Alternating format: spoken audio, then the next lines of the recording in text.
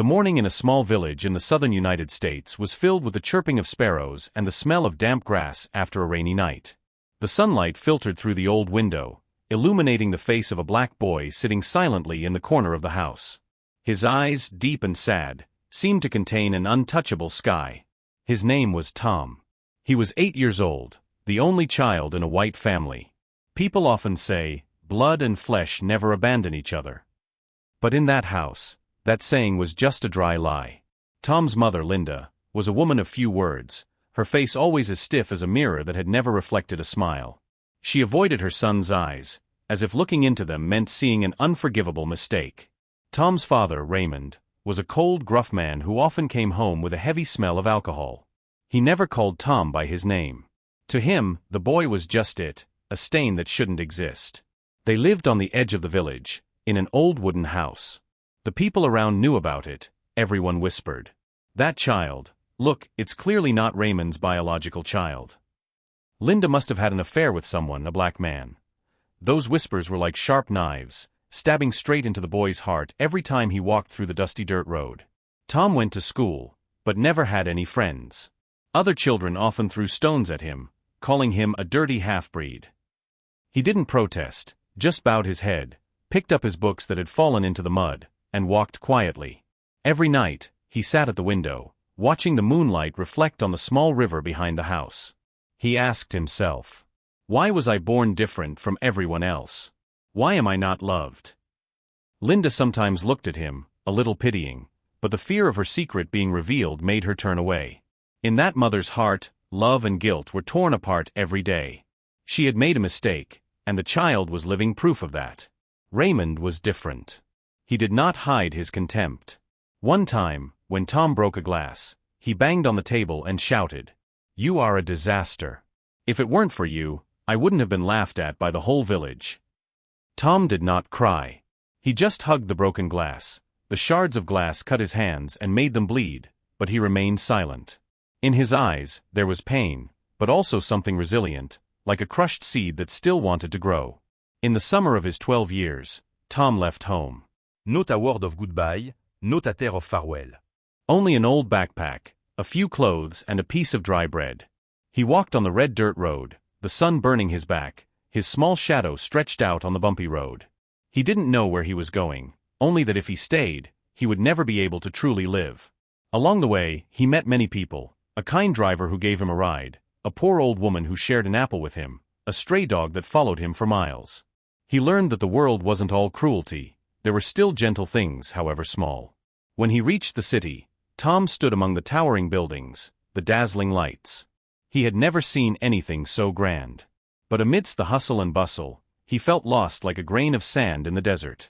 No one knew who he was, and no one cared. He looked for a job, was rejected. He slept in the park, was chased away. He was hungry, he was tired, but he never complained. In his heart, there was only one promise whispered. I will not let this life drag me down. One day I will return, not to take revenge, but to prove that I am worthy of living as a human being. On his first night in the city, Tom sat on the porch of a closed shop.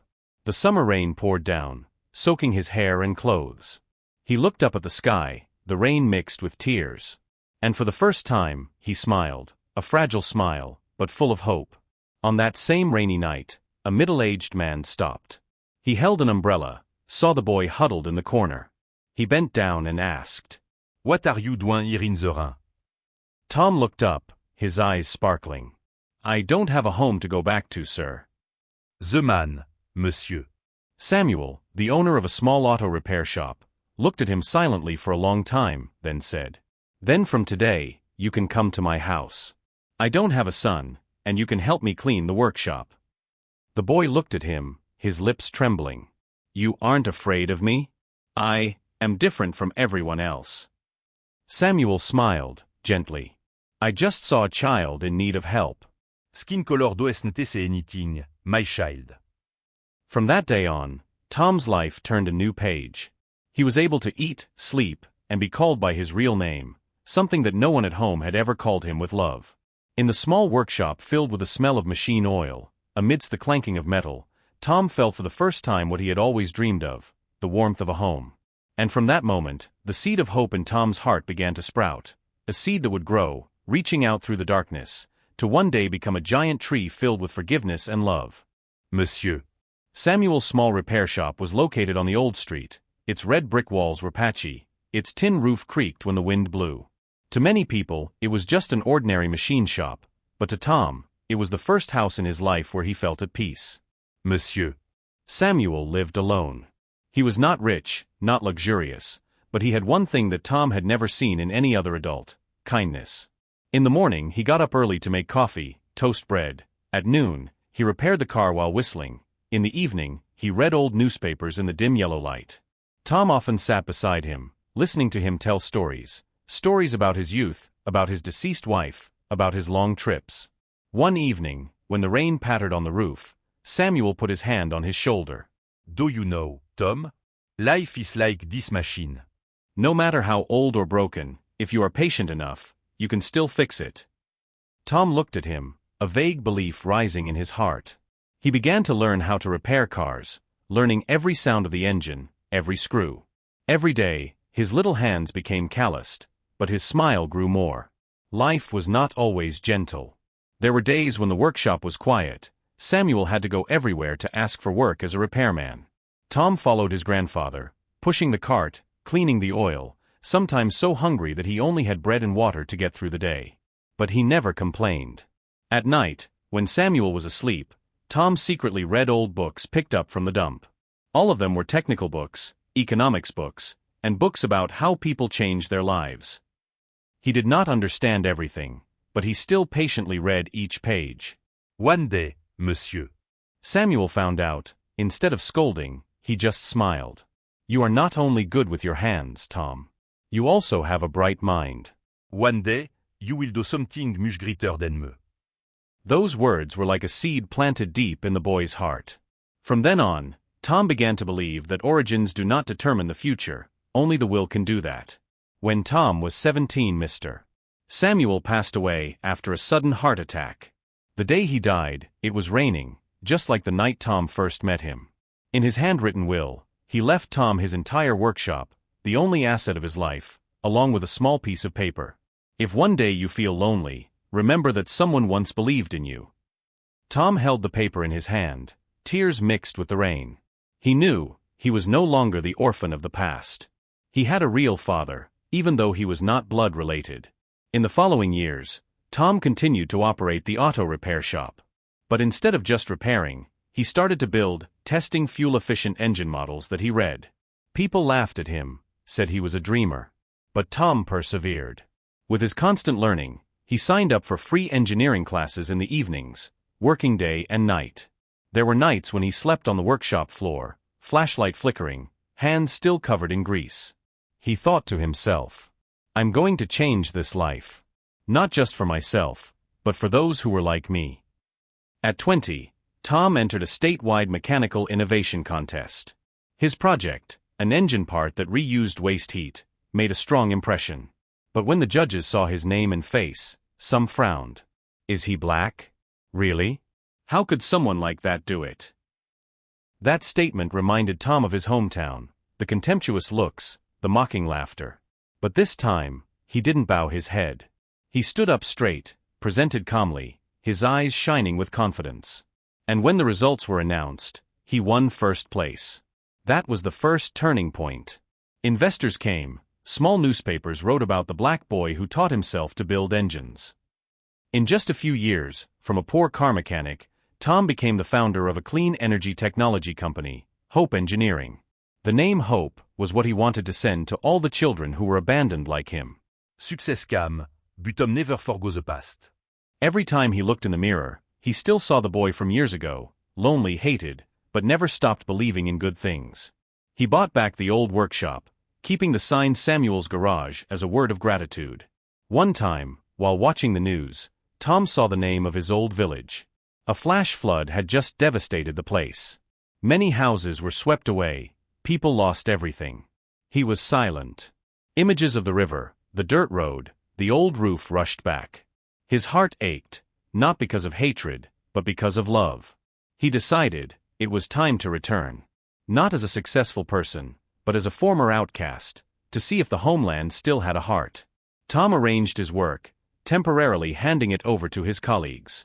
He bought relief shipments, but did not reveal the sender's name. Before leaving, he stood looking at the city through the high-rise glass window. The sunset covered his face, both calm and distant. He left with nothing. Now I return, carrying only forgiveness. On the table, Mr. Samuel's old paper was still there, the handwriting was blurred, but the words were still legible. I believe in you. Tom smiled slightly, folded the paper, and put it in his pocket. A new journey began.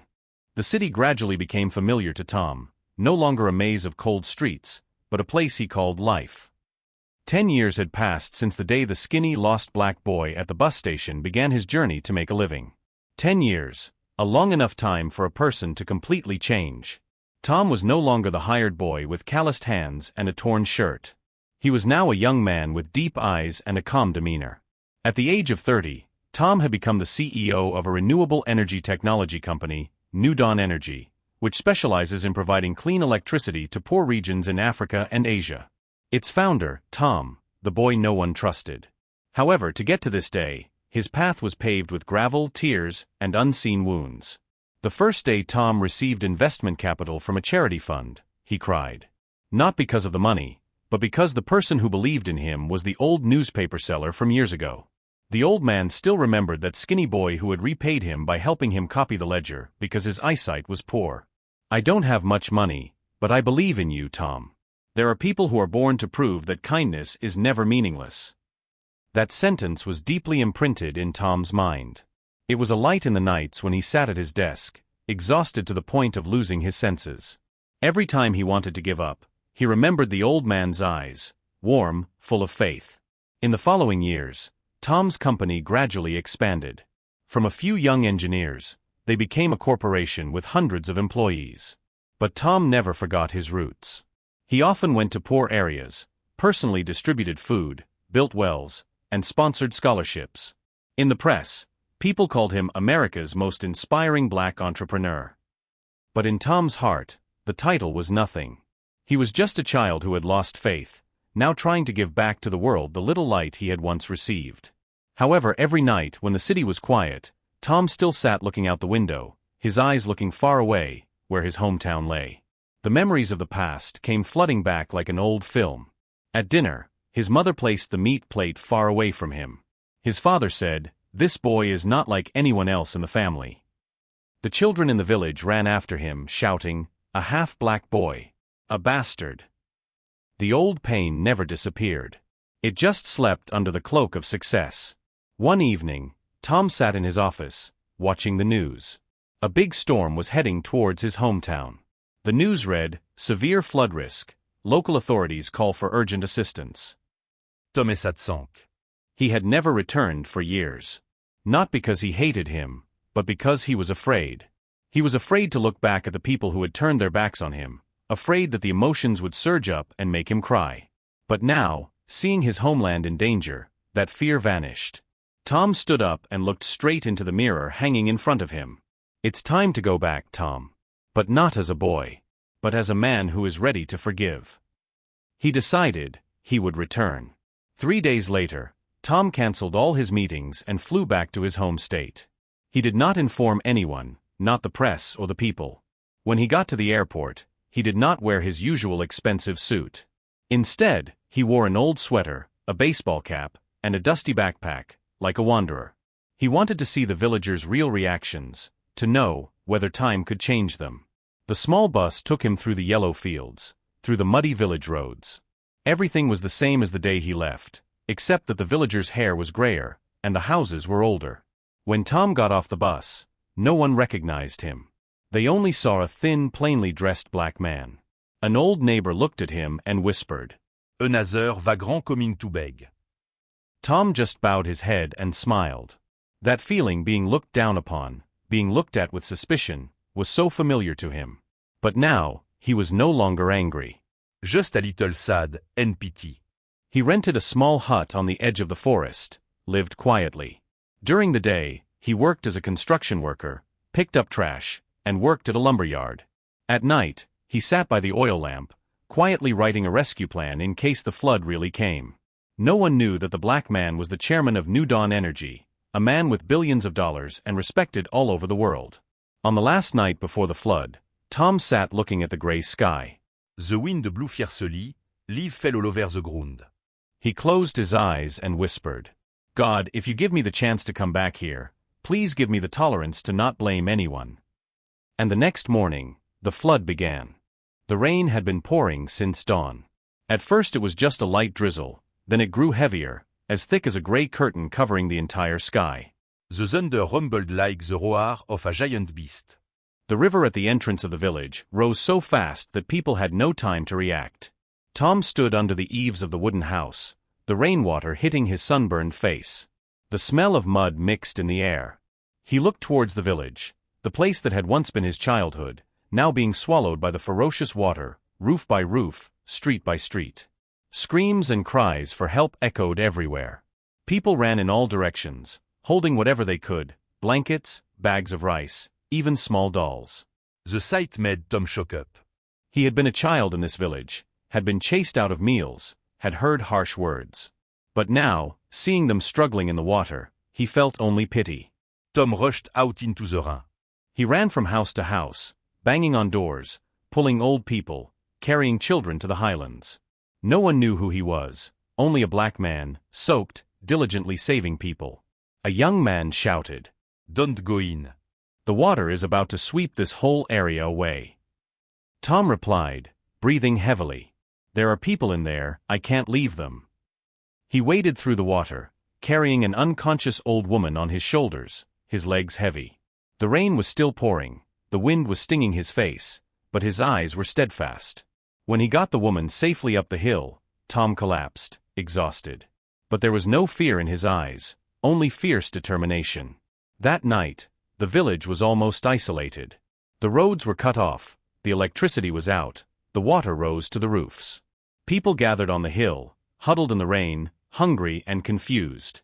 A young mother holding her small child trembled and said, "No one knows our village is isolated. We're doomed." Tom sat nearby, listening to every word. He quietly took out his satellite phone from his backpack, the only thing he had brought from the city, and dialed a special number. "Activate the rescue plan.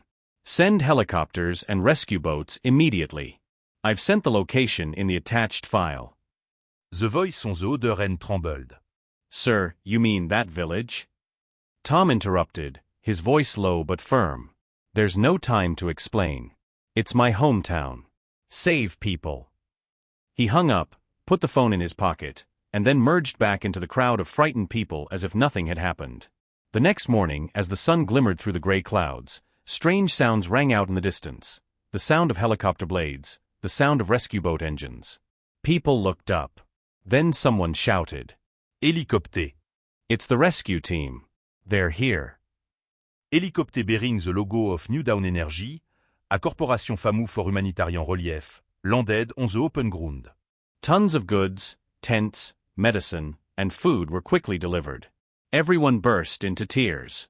No one understood why a large corporation knew about this small remote village. They only knew that they were saved. A middle-aged man exclaimed, "Oh my God, it's a miracle. Who sent them here?" Tom just smiled, not saying anything. He and the rescue team distributed food, set up tents, and took care of the injured. The children received cookies and milk, smiling brightly. In their eyes, Tom saw himself, a boy longing to be loved. 3 days later, the water gradually receded. The village was devastated, but no one died. The villagers were so grateful that they were speechless. The government decided to hold a ceremony to thank New Dawn Energy for saving them from the disaster. The news spread throughout the area. The whole village was excited. People set up gates, hung flags, prepared tables, chairs, and cloths. Everyone talked about the mysterious group's boss, the one who ordered the rescue without asking for anything in return. The day of the ceremony, the sky was unusually blue. The village yard was packed with people. When the luxury car with the New Dawn logo stopped, everyone held their breath. The car door opened. A man got out, wearing a black suit, tall, with calm eyes. The village was silent. An old woman squinted, surprised. It seems, that person. A child shouted. It's the black uncle who saved me that day. The whole crowd cheered. The president of the relief group, the one they were about to honor, was Tom, the boy the village had once shunned, had once driven away without mercy. The atmosphere was frozen. Those who had spoken harsh words bowed their heads, ashamed. Tom's mother, now with white hair, stood in the middle of the crowd, trembling. She looked at her son, tears rolling down her face. Tom stepped up to the podium, took the microphone. He smiled, his voice soft. More than 10 years ago, I left this village with nothing. I thought I would never return. But then I realized, my homeland never left my heart. Everyone was silent. Tom looked down at the seats below, where the faces that had once despised him now bowed their heads, tears welling up in their eyes. He continued, his voice warm. I did not come back for revenge, but to thank. Because those years of hurt taught me to be strong. I only hope that from now on, no one will be hated just because they are different. The atmosphere broke out. People burst into tears. Tom's mother ran up, hugged her son, and sobbed. I'm sorry, Mom. I'm sorry, Tom. Tom squeezed his mother's hand, his voice choked. I forgive you, Mom. I forgive everyone. That ceremony ended in tears, but it was also the beginning of something new. From then on, every time Tom returned to his hometown, the villagers came out to the end of the street to welcome him. They no longer called him the black half-breed, but the village's son, the boy of miracles. The village revived after the flood. Children were able to study in new schools, the elderly had charity homes, a new bridge named Tom's Bridge, the bridge connecting the two banks, also a symbol of forgiveness and solidarity. Tom stood on that bridge, looking at the gentle river flowing below. The sun set, golden light covering his hair. He smiled, the smile of someone who had gone through the darkness, and found the light of kindness. A miracle is not something that happens from somewhere far away. A miracle is when we learn to forgive and love, even when we have been hurt to the core.